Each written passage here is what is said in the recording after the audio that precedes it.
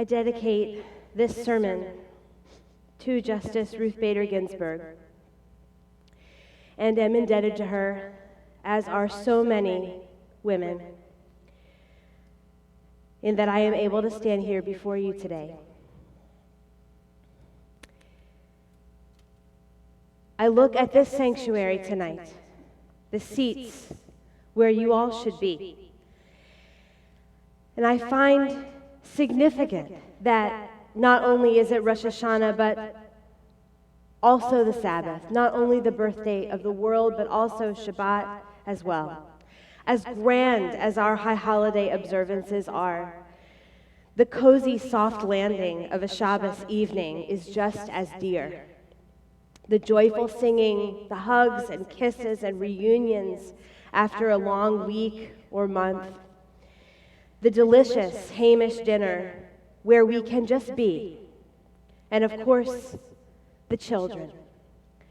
If we were all together on this or any Sabbath Eve, we would call our precious children onto the bima, place little chocolate silver bells in their hands, lightly touch their heads, and give them their Shabbat blessing. Yivarechecha Adonai v'yishmerecha. May God bless you and keep you. Ya'er Adonai panav elecha v'chuneka. May God deal kindly and graciously with you. Yisa Adonai panav elecha v'yasem lecha shalom. Shalom. May God look with favor upon you, and may God grant you peace. But we are not all together. There is no singing to shake the dust off of the week. We cannot hug and kiss as friends do. We cannot eat together. And of course, our children are not here. 5780, the year we ended when the candles were lit, has stolen a great deal from us. And the way my voice is bouncing off the walls of this nearly empty sanctuary, and the lack of sweet little faces awaiting their Shabbat chocolate. They're squirming and they're giggling. That stillness and silence is as loud a reminder of all we long for in this new year as the shofar blast itself. For centuries, even amid pandemics and other times of crisis, parents have offered that blessing on their Jewish children on a Friday night. It is the basis for the famous song Sabbath Prayer from Fiddler on the Roof. Even today, when families are distant and children are grown, some even say this blessing over a phone. This moment of blessing is a way for loved ones to remind each other that there are some things that never change and that they can weather any storm.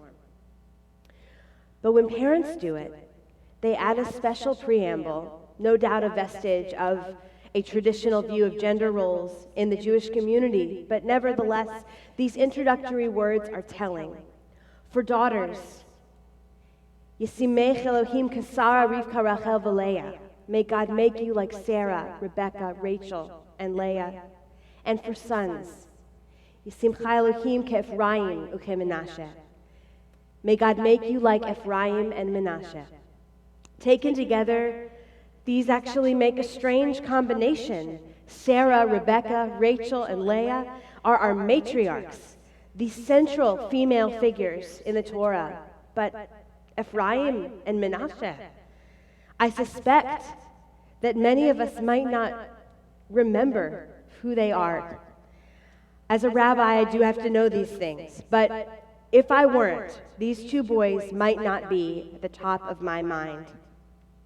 Ephraim and Menashe are Joseph's children. Joseph of Technicolor Dreamcoat fame, who is one of Jacob's 13 children and who is violently banished from the family by his brother's jealousy. Ephraim and Menashe appear toward the end of the book of Genesis with only a few mentions and one very important scene. Given the matriarch's mention for daughters, there has been a clear skipping over of the natural choices for sons. Abraham, Isaac, and Jacob, maybe Joseph even. And that is the point. The tradition goes that what distinguishes Ephraim and Manasseh from Abraham, Isaac, and Jacob, what makes them worthy of emulation by our children, is the fact that they get along with each other. Every other set of siblings feuds in the book of Genesis, but not these two boys. These two boys grow up in Egypt, far away from their ancestral home. When the family is finally reunited, they are brought to their grandfather, Jacob's deathbed, and through his final words of blessing, they are reinserted into the line of their ancestors and thus become a part of our Israelite story. But unlike their forefathers, they are not poisoned by sibling rivalry, and so, on the Sabbath, parents invoke them, hoping that their children, too, will grow up kind and loving, reassuring them that they are not alone. How many of us would love to be blessed, prayed over, and reassured at this time when we are confronting such a harsh reality, facing the most urgent set of circumstances most of us has ever known? In April of 2020, Australian environmentalist and entrepreneur Paul Gilding wrote the following, quote, "COVID-19 is just like a match thrown on a tender, dry forest floor on a hot, windy day and starting a wildfire. The match isn't the key, it's where it lands," end quote. Gilding is the author of the 2011 book, The Great Disruption: Why the Climate Crisis Will Bring on the End of Shopping and the Birth of a New World. And in his 2020 article entitled When the Great Disruption Began, he goes on to explain, as an advisor on sustainability, that a major disruption to our way of life has been inevitable for a long time. The source of it, perhaps uncertain, but now it has arrived. His words, "The match is not the key, it's where it lands," have a haunting resonance, don't they? As wildfires consume millions of acres of California, Oregon, and Washington, indeed, it's where the match lands that makes all the difference.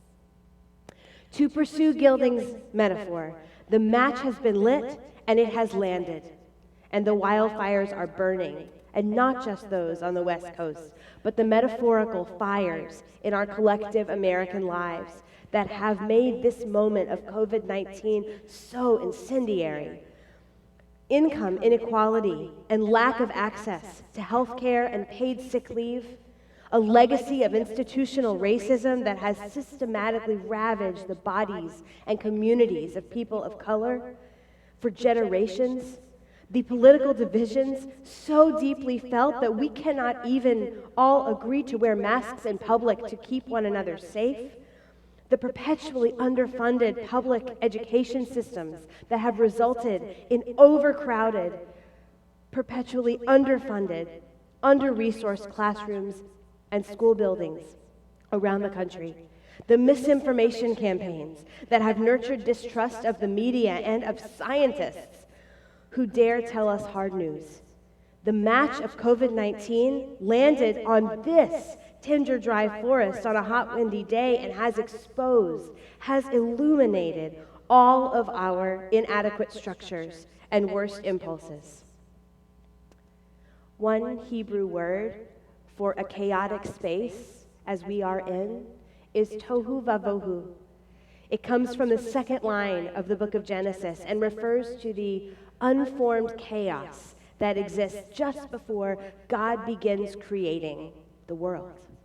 That tohu vavohu in Genesis is described as a collection of powerful elements like wind and darkness and deep water, all lost and floundering in the abyss until God begins creating Our tohu vavohu can be described the same way. All our routines and tendencies and resources disrupted, and we lost and floundering in an unknown, shapeless space.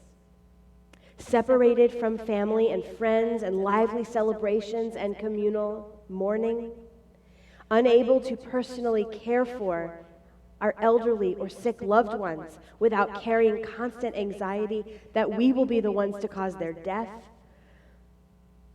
strategizing to the point of exhaustion how we buy or sell groceries, teach or learn our children, attend synagogue or church, deliver or receive mail or vote. Everything is turned on its head. And despite the heroic work of first responders and frontline workers who have kept so many millions of Americans alive, the systems and structures we and our ancestors have built to support and protect our society were given a stress test by this pandemic and were proved sorely wanting. Tohu vavohu. The match landed here and now. And in a twist of poetic irony, this blaze has in many ways plummeted us into darkness. But if we reflect on the first birthday of the world in the Torah, we recognize that tohu vavohu is more than shapeless, chaotic void. It is also a liminal space between absolute nothingness and the dawning of a new world. For in the Torah, God sees this tohu vavohu and begins to create within it, ordering an existence that is tov me'od, very good. So if we are in such a space, we have an opportunity for creating and ordering as well. As writer William Davies says quite succinctly, quote, "To experience a crisis is to inhabit a world that is temporarily up for grabs," end quote. A world that is temporarily up for grabs. What a terrifying and electrifying thought. When a crisis turns the world on its head, there is a space, a pocket of time within which the old rules don't apply. There emerges from within the flames opportunities for us to live in a completely different way. Life is ours to design. Think about other crises we have endured, those other experiences about which there is a before and an after. A diagnosis that demands we change our pace of life, a job loss that reminds us of forgotten passion that can be a new vocation, the end of a relationship, perhaps, that begins a new chapter of self-discovery, a storm that not only breaches a levee, but also the trajectory of a city. These become the turning points by which we track our lives. As the late, great Chadwick Boseman said to the 2018 graduates of Howard University, while we now know privately struggling with terminal cancer, quote, "Sometimes you need to get knocked down before you can really figure out what your fight is and how you need to fight it," end quote. We, all of us, have been knocked down. So what is our fight? How do we need to fight it? Of course, every Rosh Hashanah, every New Year, encourages us to pursue a better world. But for most of us, we do not make the changes we know we need to make, fight the fights we know matter the most, design an existence that is in greater harmony with our values and inherent divinity. And that is because both we do not like change, especially big change, and because the machinery of our lives is shared with others, and it is hard to change the world while others go on. The hardest part is always the temptation and almost gravitational pull to get back to normal. And even in this chaotic mess, that pull is there. And it may feel inevitable that we fall back into the same routines, the same behavior patterns, the same arguments, that we accept the same excuses in ourselves and in our institutions that landed us in this tohu vavohu in the first place. And to resist that feeling of powerlessness, we need only turn our attention back to this night, this and every Sabbath Eve. For that Shabbat blessing for generations has contained within it the centering guidance we need when facing a crisis. When we say, "May God make you like Ephraim and Manasseh," we do not only mean, may God make you kind and loving. A closer look at the Torah reveals that we are praying for something different. What makes Ephraim and Manasseh more exemplary than their ancestors is not their gentle natures. Rather, it's their strength, their determination to break with the destructive patterns that infuse their family story. Isaac and Ishmael, Jacob and Esau, then Joseph and his brothers, even as far back as Cain and Abel, all exist within a vortex of competition and cynicism and consumption that pits them against each other and causes them to engender those same values in their own children. But not Ephraim and Manasseh. They are raised by a father who has experienced catastrophic loss, felt the worst possible manifestations of these cycles, in that his brothers rend the fabric of his colored cloak, and with it, their family, nearly beyond repair, break their own father's heart in doing so, and then don't remember Joseph's face until he tells them who he is. And when their grandfather, Jacob, on his deathbed blesses Ephraim and Manasseh, when he draws them back into the family, he declares, even over Joseph's protestations, that Ephraim, the younger, will be greater than the older. Just the same kind of trigger that for every other set of siblings would have ignited their indignation against each other and set the cycle in motion once again. But when Ephraim and Manasseh are invited to rejoin the family, they resist the vortex of pain and enmity, for they have seen and understood its consequences. They have been isolated from their family because of it. They know the damage it can wrought, and they refuse to let it win. And so, despite the pressures to conform, despite the gravitational pull to get back to normal, they choose a different path, one that keeps them beloved friends throughout their lives. They re-enter the family and the story of our people, but on their own terms, building a new reality out of generations of tohu vavohu. And so it is by them that we bless our children and one another. May you be like Ephraim and Manasseh. Of course, may you be kind and loving, but may you, when you are faced with a crisis that stops time, when you must choose whether to return to normal or to construct a new reality, may you be strong enough to seize the opportunity. May you, no matter how hard it may seem, may you always remember that that is possible. Here we are, in the first hours of 5781, on the threshold of chaos, between nothingness and order.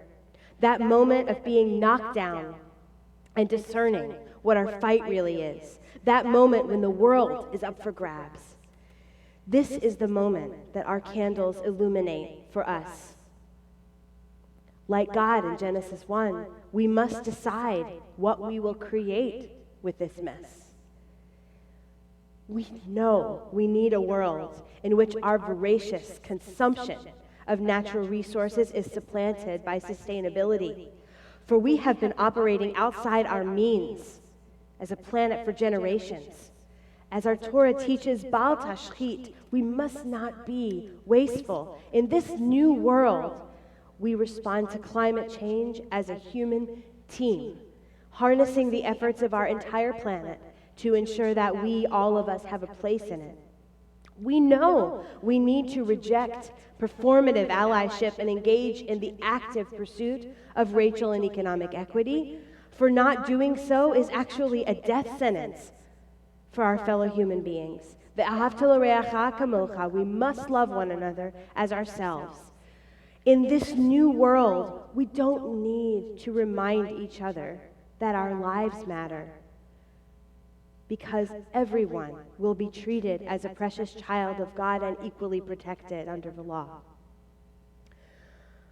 We know we need a world in which the draining and toxic noise of the virtual space ceases to drown out our sacred human connection, because we know now, if we didn't before, that we are actually a part of one another. Our lives depend on each other. Al tifrosh min hatzibor, we are not meant to live in isolation. In this new world, we embrace technology for all its wonders, but we free ourselves of its shackles. Isn't this the world we imagine, pray about, teach about? Isn't this the world we hope for when we bless our children on a Friday night?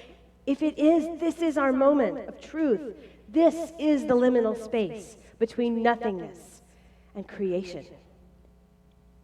As poet and activist Sonia Renee Taylor said recently and profoundly, quote, "We will not go back to normal. Normal never was. Our pre-corona existence was not normal, other than we normalized greed, inequity, exhaustion, depletion, extraction, disconnection, confusion, rage, hoarding, hate, and lack. We should not long to return, my friends. We are being given an opportunity to stitch a new garment, one that fits all of humanity and nature." The opportunity to stitch a new garment, just as we change our Torah covers for these high holidays. It is as if we have in one hand a grogger that makes senseless noise because reality is just too hard to face. And in the other hand, we hold a shofar that fiercely pierces the silence, demanding to be heard. Yes, the shofar is harder to sound, but what it does is awaken a new world. Will we allow our fear in this time to overwhelm us such that we cling to denial and clamor for the familiar of the cycles we know, however destructive they may be? Will we let the memory of this chance grow dim, like the candles as they burn down? Or will we let our fear in this moment motivate us, inspire Ephraim and Menashe's resolve in us to create a different way? We hold this choice in our hands. Chazak ve'ematz, may we be strong and of good courage, and may we be like Ephraim and Menashe. Good Yantif.